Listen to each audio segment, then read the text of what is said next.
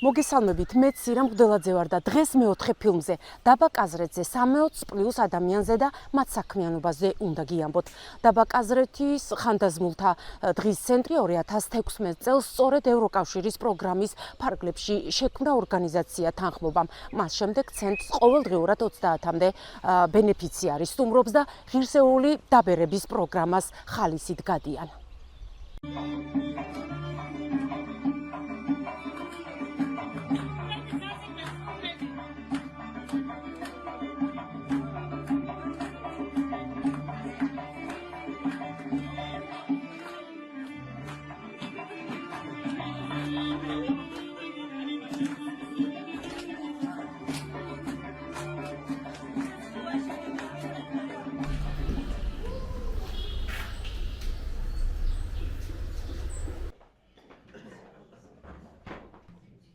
კაზრეთის ხანდაზმულთა დღის ცენტრი დაფუძნდა 2016 წელს იძულებით გადაადგილებულ ქალთა ასოციაცია თანხმობის ერთ-ერთი პროექტის ღირსეული სიბერის ფარგლებში. ფინანსური მხარდამჭერი იყო ევროკავშირი. პროექტი გაგრძელდა 2018 წლამდე. 2018 წლიდან 2019 წელს ჩვენ შემდგომ უკვე გვაფინანსებდა გერმანული ორგანიზაცია პური მსოფლიოსათვის და ბოლნისის მერია 50%-იანი თანადაფინანსებით. აღსანიშნავია, რომ როცა დაფუძნდა პროექტის ფარგლებში დღის ცენტრი, თავდაპირველად ცენტრი გათვლილი იყო 35 ბენეფიციარზე. მაგრამ პირველივე წელს ნამდვილად ყოველგვარ მოლოდინს გადააჭარბა, რომ 100-ზე მეტი ბენეფიციარი დარეგისტრირდა ჩვენთან.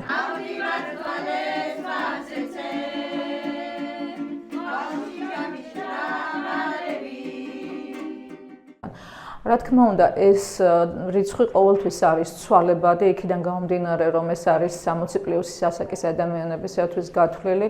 სამწუხაროდ ძალიან ბევრი ბენეფიციარი უკვე გარდაიცვალა, ბევრს ჯანმრთელობის პრობლემის გამო აღარ შეუძლია სიარული. თუმცა ყავს ისეთი ბენეფიციარები, რომლებიც პირველი დღიდან ყოველ დღე დადიან ჩვენთან დღის ცენტრში. ეს ცენტრი უკვე 9 წელიწადი გახდება. რაც ფუნქციონირებს, ოქტომბერში გახდება 9 წელიწადი და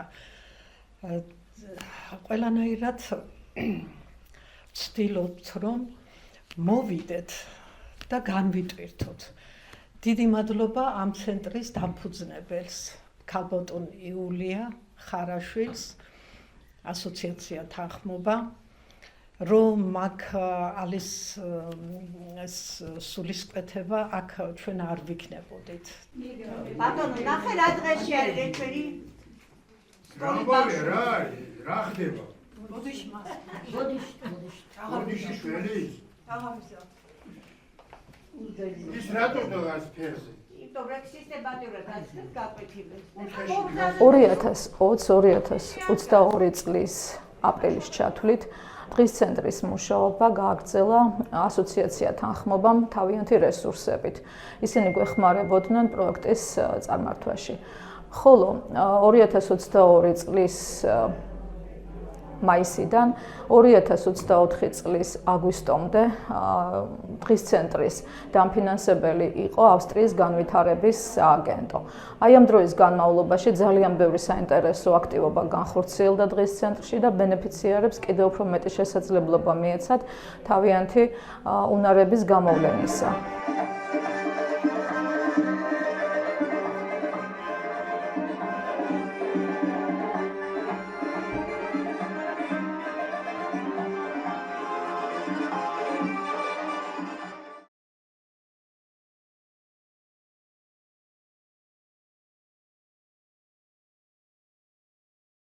(2024) წლის სექტემბრიდან პროექტი გრძელდება ისევ გერმანული ორგანიზაცია პური მსოფლიოსათვის მხარდაჭერით, ასევე ამერიკული ორგანიზაცია რწმენით გაერთიანებული ქალების მხარდაჭერითა და ბოლნისის მერიის დახმარებით.